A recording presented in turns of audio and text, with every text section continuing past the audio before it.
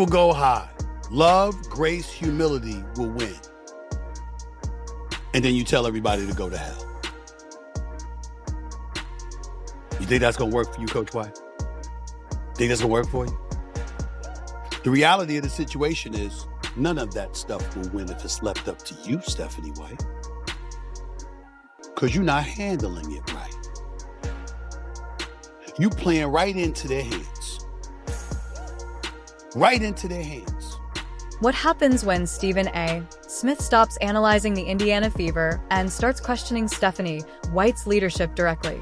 A heated controversy surrounding Sophie Cunningham, Dijonai Carrington, and a disputed coaching decision has now put White under an uncomfortable spotlight, while Caitlin Clark and her teammates appear ready to defend her. But what exactly did Stephen A. that made him challenge White so bluntly? And could this confrontation expose a much deeper problem inside Indiana? Our player safety is always a top priority for me. One of the things I pride myself on is my relationships with players. I thought the play got called right. Thankfully, Sophie's okay. Was it egregious? Absolutely. When you have a chance to watch that over and over and over on replay, you can see that. I didn't have that in real time. The hate, the fear-mongering, the divisiveness, the stuff that's trying to hijack our league will not win. It won't win. We are united. We are connected. We will not be... Stephen A. Smith just turned the Indiana Fever's latest controversy into something much bigger. Because this time the question is not simply whether Stephanie White made a bad judgment call. Embracing the reality of the tense situation that the WNBA, and especially you as the coach of the Indiana Fever, is involved in. There are folks in Indiana at a home game booing you. You ain't the road team, you the home team, you the home coach, and they booing you. And Sophie Cunningham and Caitlin Clark can speak up for you all they want to, as they did, and as they should have. Question is whether the Fever coach has lost the confidence of the very people she is supposed to lead. And Stephen A. Smith is now demanding answers that are becoming increasingly difficult to avoid. Stephanie White, I've been a defender, the coach of the Fever. Get her out of there. Get her out of there. Fire her ass today. I don't want her back on that bench. Stop defending the other players. Oh, she plays hard, DJ. That's just her being her. You see Caitlin in the press conference almost cover her ears and her eyes. Defend your players. First of all, you're wrong. It was a dirty play. She's gone. But when do you ever see in like the NBA, a coach not defend their own players? She hasn't done it with Caitlin when Caitlin got punched in the throat. The controversy began with a play that has somehow managed to produce more drama than some entire WNBA games. During the Indiana Fever's August 8th matchup against the Chicago Sky, Dijonai Carrington was ejected after making contact with Sophie Cunningham around the head and neck area on a breakaway play. The officials assessed the foul as a flagrant 2, which meant Carrington was sent out of the game immediately. See what happened when this young lady got ejected from a WNBA game the other day for a flagrant foul on Sophie Cunningham? Did y'all see that? She got ejected from the game for that flagrant foul right there. And I'll be damned if that wasn't a flagrant 2. She mugged her. Damn near came across like decapitating her, for crying out loud. That was definitely a hard foul. Make no mistake about it. Nobody can argue about it. You can say what you want. We know what we saw. No way around it. Dijonai Carrington foul was clearly unnecessary. It was a flagrant foul penalty too. It was absolutely positively correct call. On its own, that should have been the end of the basketball story. There was a hard foul. The officials reviewed it, a decision was made, and everybody could move on. Except nobody moved on. Instead, the incident exploded into a much wider argument involving player safety, coaching, social media, race, politics, fan loyalty, and eventually, the future of Stephanie White in Indiana. Suddenly, the Fever were not just dealing with what happened on the court. They were dealing with what their own coach said about it afterward. That explanation might sound reasonable until you understand why so many people were unconvinced. Because cameras do not care about press conferences' personal relationships or carefully chosen explanations. They simply record what happened, and the footage circulating online has given critics plenty of material to question Stephanie White's account of the incident involving Dijonai Carrington and Sophie Cunningham. That has created an uncomfortable contradiction between what viewers believe they saw and what White said she saw. Online discussions have focused heavily on whether her explanation was consistent with the available footage. And that is precisely where Stephen A. Smith entered the conversation.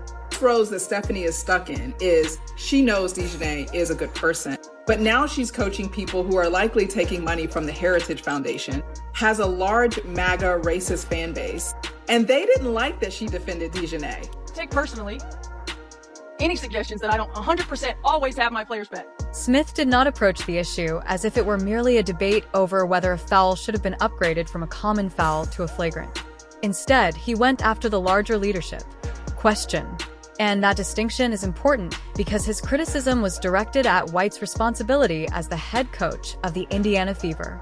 His argument was essentially that if you are the head coach, watching the game is not an optional side quest. You're supposed to know what is happening on the floor, recognize when one of your players has taken a dangerous hit, and understand when a situation requires an immediate response. When one of your players is left on the floor after a violent collision, fans naturally expect the coach to react before somebody on social media has enough time to upload 3 camera angles, add dramatic music, creating another layer of scrutiny around the situation. That connection has fueled speculation from people who believe White's familiarity with Carrington may have influenced how she initially interpreted the play. However, that theory also needs to be treated carefully because knowing a player does not automatically mean a coach will defend everything that player does. That's a flagrant 2 every single damn time in the NBA and the WNBA. But you know things have devolved when you got the Attorney General for the state of Florida saying that's why WNBA games ain't here because guess what? We are the prosecutors. Attorney General James Uthmeyer, the WNBA knows better than to play games down here in Florida because I'll be charging people with assault. I should probably clarify assault and battery. That is from the Attorney General of the state of Florida. Coaches spend years working with athletes, learning their personalities, understanding their tendencies, and developing relationships that can continue long after the player leaves the team. White supporters can reasonably argue that she was describing what she believed she had seen at game speed rather than deliberately protecting a former player. Her critics, however, are asking a different question, and it is one that is much harder to dismiss. Would White have reacted the same way if the situation involved someone she had never coached? That question has become one of the biggest reasons this controversy refuses to disappear. Because once trust becomes part of the conversation, every explanation starts getting examined under a microscope. Then another moment changed the temperature completely. White addressed the growing criticism before the Fever faced the New York Liberty. And instead of delivering the carefully polished statement coaches usually give when controversy surrounds their team, White essentially told her critics to go to hell. There is something almost beautifully chaotic about talking about grace and humility before essentially informing your critics that they can take a long walk in the opposite direction. It is the kind of statement that sounds as though 2 completely different personalities were fighting over control of the microphone. Not you're wrong, but it starts to make me think you care more about the overlying social issues and not pissing off other people in the league and saying men can play in the league because she's one of those players. Coaches, when asked, always is taking the far left side of it. This isn't politics. Your player got assaulted. Defend your player in the press conference. Be like, yeah, that was a dirty play. She should have hit the showers. She acts like she's the coach of the other team. I don't care if she's the best X's and O's, which she's not. Get her the hell out of there. Either defend your players or get lost. Still, the emotion behind White's comments was obvious. She was no longer responding only to one controversial foul. She was responding to what she viewed as a much larger attempt to divide her team and attack her character.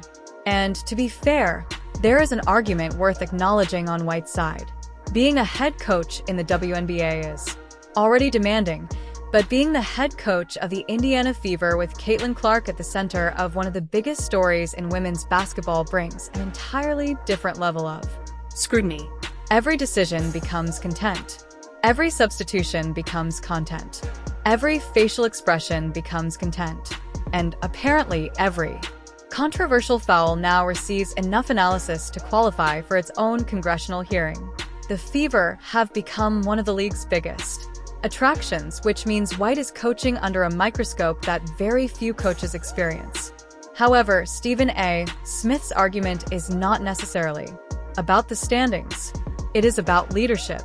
That brings us to one of the most uncomfortable parts of this entire situation because Fever fans booed Stephanie White inside her own building.